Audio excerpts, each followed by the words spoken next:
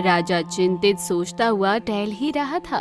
तभी राजा की तीनों रानियां उसके पास आती है और उनसे चिंता का कारण पूछती है। क्या हुआ महाराज, आप इतने परेशान लग रहे हैं?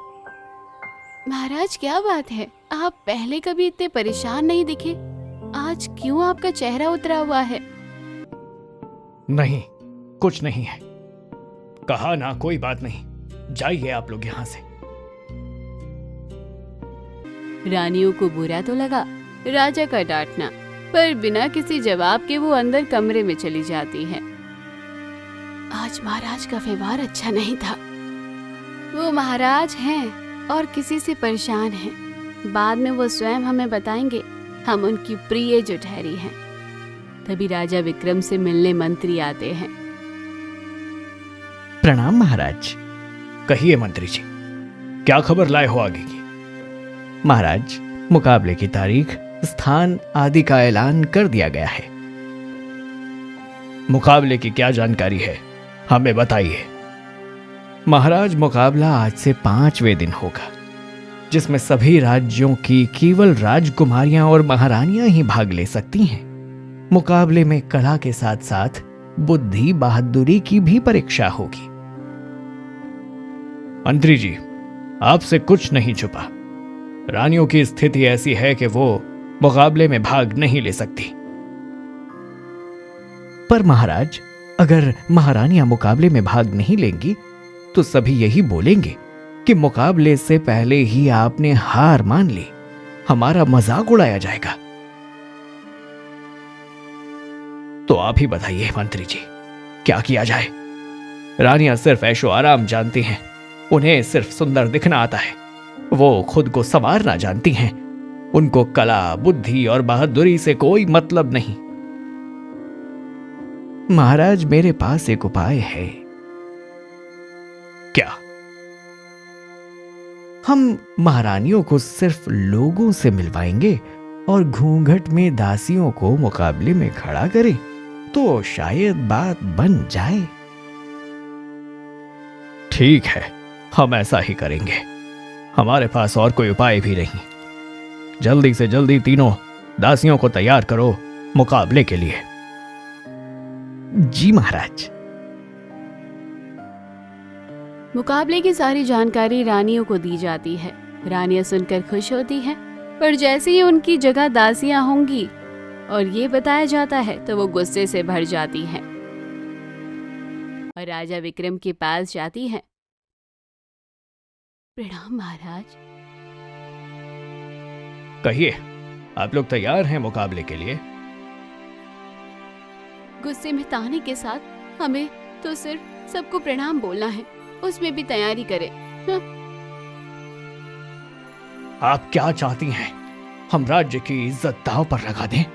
आपके भरोसे मुकाबला छोड़कर? माफ कीजिएगा महारानियों, पर आप खुद को इतना सजाएं कि लोग आपकी सुंदरता की तारीफ करते ना थके। बाकी काम दासियां कर लेंगी। अब आप जा सकती हैं। राजा की बात सुनकर रानियों को बहुत गुस्सा आया, पर अभी राज्य की मर्यादा और इज्जत के लिए उन्होंने शांत रहना सही समझा और मुकाबले में पहुंची। अरे देखो, राजा विक्रम की रानियां कितनी सुंदर हैं। हाँ, लेकिन वो केवल सुंदर ही हैं। राजा विक्रम की दासियां घूंघट में रहते हुए मुकाबले में भाग लेती हैं। महाराज, ये दासियां तो मुकाबला हार रही हैं। हाँ हाँ मंत्री जी, ये दासियां तो मेरी इज्जत मिट्टी में मिलवा देंगी। देखो देखो, राजा विक्रम की रानियों घूंघट में दासियां। कुछ तो नहीं आता इन्हें। अरे ये रानियां जीतने आई हैं या अपना मजाक बनवाने? हाँ, ये तो तय है कि राजा विक्रम की रानियां कुछ नहीं कर सकती। महाराज, ये आपने क्या कर दिया? राज्य की इज्जत मिट्टी में मिला दी। जी महाराज, आप इन दासियों पर हमसे भी ज्यादा विश्वास करते हैं। देखिए ना, अब ये तीनों दासियां मिलकर आपकी इज्जत की नीलामी कर देंगी। महाराज, हमें तुम तीनों से कोई मशवरा नहीं लेना। जाओ यहां से और अपना घूंघट मत उठाना। राजा ऐसा कहकर वहां से चले जाते हैं।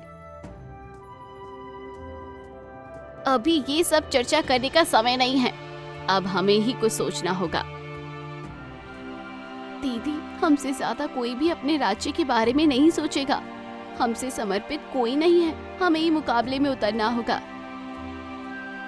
सही कहा छोटी रानी, अभी समय सही है महाराज को हमारे गुणों के बारे में दिखाने का। ठीक है, ऐसा ही होगा। राजा विक्रम की रानी अपना अपना घूंघट उठाती हैं और मुकाबले के मैदान में उतरती हैं। राजा विक्रम गुस्से में तीनों रानियों को देखते हुए मंत्री जी से कहते हैं, आज राज्य की इज्जत कोई नहीं बचा सकता। इतना कहकर मैदान में वो चले जाते हैं। मैं पहले बहादुरी और साहस का मुकाबला करूंगी, अपनी दोनों बहनों से कहते हुए वो आगे बढ़ती है। मैं बुद्धि और सूझबूझ का मुकाबला करूंगी।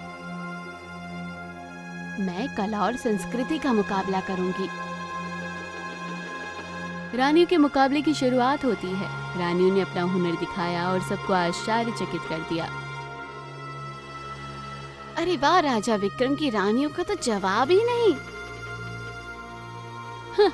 महारानियां तो कमाल की हैं, इनके सामने तो हम सब फीके हैं। जैसे ही मुकाबले के बदले हालात की जानकारी राजा विक्रम को लगी, मैं अपनी रानियों पर गर्व करता हूँ, वे वास्तव में महान हैं। मैंने अपनी रानियों को कम समझा।